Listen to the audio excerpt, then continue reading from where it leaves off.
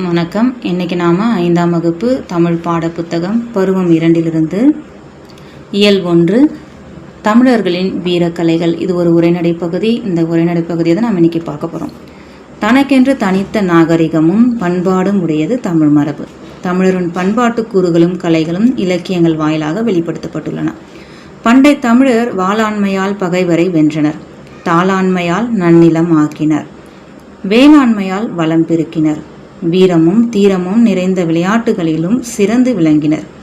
தமிழருக்கென்றே இருக்கும் வீரம் செறிந்த கலைகளை அறியும் போது வியப்பு மேலிடும், மனம் மகிழ்ச்சியில் நிறைந்திடும். ஏறு தழுவுதல், சிலம்பாட்டம், இளவட்டக்கல் தூக்குதல், மற்போர் முதலான கலைகள் தமிழர்களின் வீரக்கலைகளாக விளங்குகின்றன. இக்கலைகளுள் இன்றளவும் நடைமுறையில் உள்ள சில விளையாட்டுகளை பற்றி அறிந்து கொள்வோம். ஏறு தழுவுதல். ஏறு தழுவுதல் தமிழரின் வீரத்தை பறைசாற்றும் விளையாட்டுகளில் ஒன்று ஏறு தழுவுதல். ஏறு என்பது காளை மாட்டை குறிக்கும். ஏறு தழுவுதல் என்பது காளையை தழுவி அதன் வீரத்தை அடக்குவதாகும். இந்த விளையாட்டு பழங்காலம் தொட்டு இன்னைக்கு வரைக்கும் விளையாடப்பட்டு வருது. இன்னைக்கும் பல மாவட்டங்களில் இந்த வீர விளையாட்டு நடைபெறுது. பொங்கல் திருவிழா நடைபெறுது இல்லையா, அந்த நாட்களில் இந்த ஏறு தழுவுதல் அப்படின்ற விளையாட்டு நடத்தப்படுது. ஜல்லிக்கட்டு, மஞ்சு விரட்டு அப்படின்னு இதுக்கு பல பேர்கள் இருக்கு. இந்த விளையாட்டில் பங்கு பெறும் காளைக்கு அதன் கன்று பருவத்திலிருந்தே பயிற்சி அளிக்கப்படுது. காளையினுடைய கொம்புல ஜல்லிக்கட்டு துணி கட்டப்பட்டிருக்கும். அதனை எடுப்பவரே வெற்றி பெற்றவராக கருதப்படுவார்.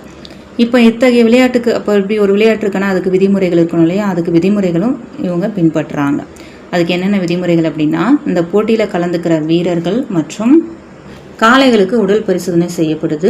அதே மாதிரி போட்டி நடைபெறும் போதும் வாடிவாசலை மறைச்சிக்கிட்டு போட்டியாளர்கள் நிற்கக்கூடாது. காளையினுடைய திமில பகுதியை பிடிச்சபடி 15 மீட்டர் தூரம் ஓடணும். அவங்க போகணும். அப்படி இல்லைன்னா 30 வினாடிகளாவது அவங்க அந்த காளையினுடைய திமிலை பிடிச்சிட்டு இருக்கணும். அப்படியும் இல்லைன்னா 3 துள்ளல்கள், காளை மாடி குதிக்கும் இல்லையா, அந்த மாதிரி 3 துள்ளல்கள் வரைக்கும் அவங்க அந்த திமிலை பிடிச்சிக்கிட்டே இருந்தாங்கன்னா அவங்க தான் வெற்றி பெற்ற போட்டியாளர் அப்படின்னு அறிவிப்பாங்க. இந்த விளையாட்டில் அவங்க கலந்துக்கணும்னா அவங்களுக்கு நல்ல உடல் திறனும் அஞ்சா நெஞ்சமும் வேணும். அடுத்து சிலம்பாட்டம். தமிழர்களுடைய மற்றொரு வீர விளையாட்டு இந்த சிலம்பம். சிலம்பம் அப்படின்னாலே ஒலித்தல் என்பது பொருள்.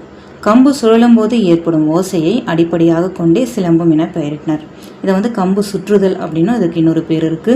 தற்காப்புக்காக தோன்றிய எந்த கலை இன்னைக்கு வீர விளையாட்டா அறியப்படுது. எதிராளி வீசும் கம்பை தடுக்கிறது, எதிராளியினுடைய உடலில் இந்த சிலம்பு கம்பினால் தொடுறது, இதுதான் இந்த சிலம்பாட்டத்தினுடைய அடிப்படை. இதுக்கான கம்பு நன்கு வளைந்து கொடுக்கக்கூடிய சிறுவாரை கம்பு அப்படின்ற ஒரு மூங்கில் இனத்திலிருந்து தான் செய்கிறாங்க. சிலம்பம் கலையில் மான் கொம்பு, பிச்சுவா கத்தி, சுருள்பட்டா, வளரி போன்ற ஆயுதங்களையும் பயன்படுத்துகிறாங்க. மனதை ஒருங்கிணைக்க இந்த விளையாட்டு தமிழரின் வீரத்துக்கும் நுட்பமான செயல்திறனுக்கும் அடிப்படையாக விளங்குகிறது. அடுத்தது வில்வித்தை. வித்தை என்பது வியப்படைய செய்யும் வகையில் நிகழ்த்தப்படுற ஒரு செயல் தான். அதில் வில் வித்தையும் ஒன்று. பண்டைய தமிழர்கள் விரும்பி கற்றுக்கொள்ளும் விளையாட்டாக வில்வித்தை விளங்கியது. தொடக்கத்தில் அம்பை எய்து விலங்குகளையும் வேட்டையாடவும் போர் முனைகளில் எதிரிகளை வெல்லவும் தான் இந்த வில்லாற்றல் பயன்பட்டது. இன்று வில்வித்தை ஒலிம்பிக் போட்டிகளில் சேர்க்கப்பட்டுள்ளமை தமிழர் கலைகளுக்கு பெருமை சேர்ப்பதாகும். இது மற்போர். படைக்கலன்கள் ஏதுமின்றி இருவர் போரிடும் விளையாட்டே மற்போர். மல் என்பது வலிமையை குறிக்கும். ஒருவர் தனது உடல் வலிமையால் செய்யும் போரே மற்போர். மற்போரில் வெற்றி பெற்றவர்கள் மல்லர் என்னும் சொல்லால் குறிக்கும் வழக்கம் இருந்தது. மற்போரில் சிறந்து விளங்கிய காரணத்தால் மாமல்லர் என்று அக்கால அரசர்கள் போற்றப்பெற்றனர். இருவர் கைகோத்து கால்களாலும் தலையாலும் இடித்து உதைத்தும் ஒருவருடன் ஒருவர் போர் செய்வதே மற்போர். பகைவரை எதிர்கொள்ளும் வகையில் விளங்கிய இம்மற்போர் பின்னர் வீர விளையாட்டாக மாறியது. நம் நாட்டில் ஒவ்வொரு மாநிலத்திலும் மற்போர் கழகங்கள் உள்ளன. ஒலிம்பிக் போட்டிகளில் மற்போரும் ஒன்றாக இருந்து வருகின்றது. மேலும் பல விளையாட்டுகள் பண்டை காலம் முதல் இன்று வரை வழக்கில் இருந்து வருகின்றன. வழுக்கு மரம், நீர் விளையாட்டு, கபடி என்கின்ற சடுகுடு போன்ற பல விளையாட்டுகளை நாம் இப்போதும் விளையாடி மகிழ்கிறோம். உடலில் வலிமையையும் உள்ளத்தில் மகிழ்ச்சியும் விளையாட்டால் ஏற்படுகின்றது. பள்ளி பருவத்திலிருந்தே நமக்கு பிடித்த விளையாட்டுகளை விளையாடி மகிழ்வோம். விளையாட்டுப் போட்டிகளில் கலந்து கொள்வோம். படிப்போம், சிந்திப்போம், எழுதுவோம். சரியான விடையை தெரிவு செய்து எழுதுக. தமிழரின் வீர விளையாட்டுகளில் ஒன்று சிலம்பாட்டம். மஞ்சு விரட்டு என்பதை குறிக்கும் விளையாட்டு ஏறு தழுவுதல். தற்காப்பு இச்சொல்லை பிரித்து எழுத கிடைப்பது தன் கூட்டல் காப்பு. மல் கூட்டல் போர் இச்சொற்களை சேர்த்து எழுத கிடைப்பது மற்போர். ஒலிம்பிக் போட்டியில் சேர்க்கப்பட்டுள்ள கலை வில்வித்தை தான் சரியானது. கீழ்காணும் சொற்களை சேர்த்து எழுதுக. சிலம்பு கூட்டல் ஆட்டம் சிலம்பாட்டம். வீரம் கூட்டல் கலை வீரக்கலை. இந்த சொற்களை பிரித்து எழுதுகிறோம். தனக்கென்று தனக்கு கூட்டல் என்று. கொடைத்திறம் கொடை கூட்டல் திறம். அடுத்தது பொறுத்துறோம். காளை காளைக்கு திமிழ் இருக்கும். சிலம்பக்கலை வளரியும் சிலம்பக்கலையில் ஒன்று.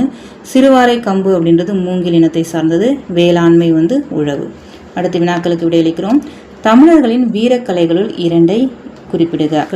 ஏறு தழுவுதல் சிலம்பாட்டம் இளவட்டக்கல் தூக்குதல் மற்போர் வில்வித்தை இதெல்லாம் வீரக்கலைகள்.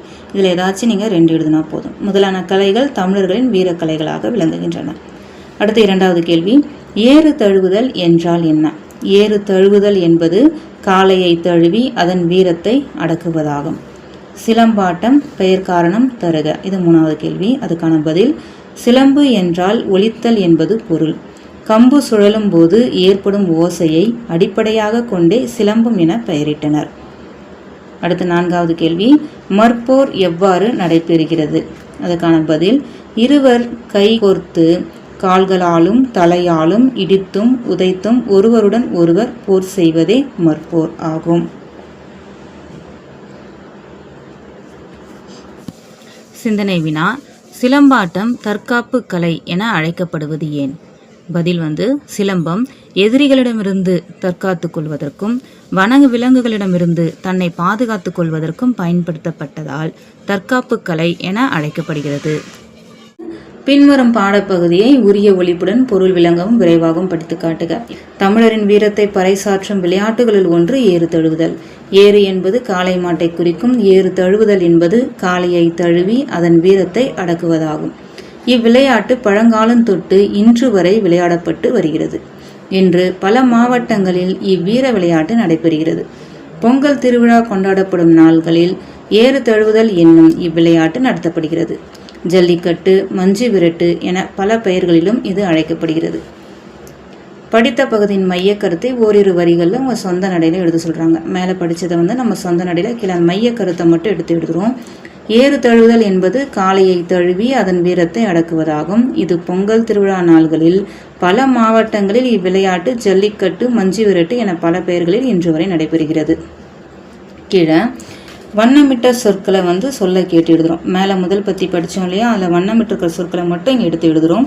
பறைசாற்றும் ஏறு தழுவுதல் குறிக்கும் வீரத்தை பழங்காலந்தொட்டு மாவட்டங்களில் நடைபெறுகிறது ஜல்லிக்கட்டு மஞ்சு விரட்டு. நன்றி. அடுத்த வீடியோவில் பார்க்கலாம்.